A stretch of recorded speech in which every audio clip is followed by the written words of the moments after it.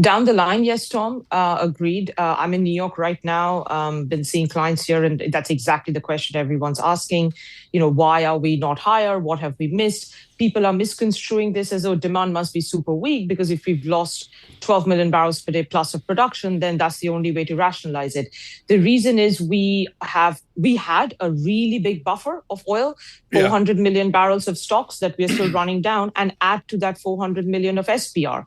So we did have, and we still have that buffer. We forget this. I mean, people were talking about us being at $40 right now. Remember, for this year, we were going to be 3 million barrels per day oversupplied. So it's that overhang that we are running down. And that's what the market's almost forgotten about.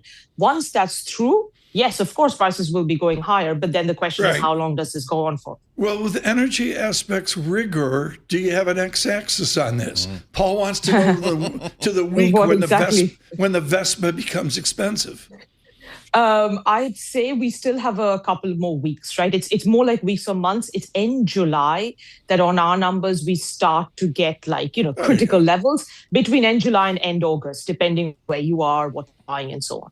Amrita, if we were to get an end to the hostilities today, Mhm. do we have a sense of when the Gulf would be back up and running and the oil would be free flowing and we'd have it back to somewhat of a normalized market?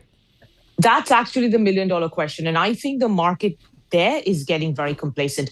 I've seen some reports that, it's going to be much quicker to recover. I was just in the Middle East, and everyone there said that the damage to infrastructure has actually been a lot more than people have let on. Because for obvious reasons, right? And I think it's not an overnight thing. The tankers are in the wrong place. Half the tankers are here in the US. They need to reposition.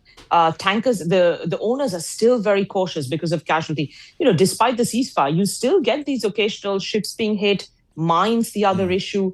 And production is not a light switch. It takes a few months. Now, some countries like UAE, even Iraq and Kuwait now, are starting to kind of let some vessels, they're managing rather, to get some vessels out. That means they are going back in there, seeing what damage is. So it won't be like too long, but officially they've still come out and said months, not weeks. Like it's going to be 3, 4, 5 months before production fully recovers, if not longer.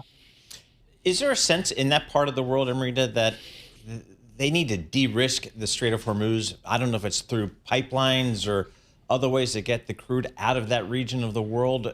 Is there any plan there to change how that works? Absolutely. That was probably one of the biggest points of conversation.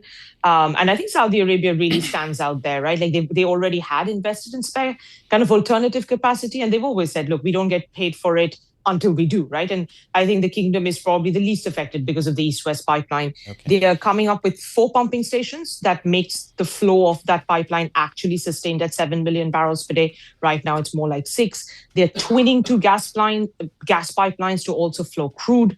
They're going to dredge the port so they can do more. Kuwait and Iraq are talking to them about new pipelines through Saudi Arabia. I think in 2 to 3 years' time, that entire region will look different. UAE's already got that second pipeline going. Right. Yeah, absolutely. Amrita, one final question. We know you've got to get off to energy aspect meetings this morning.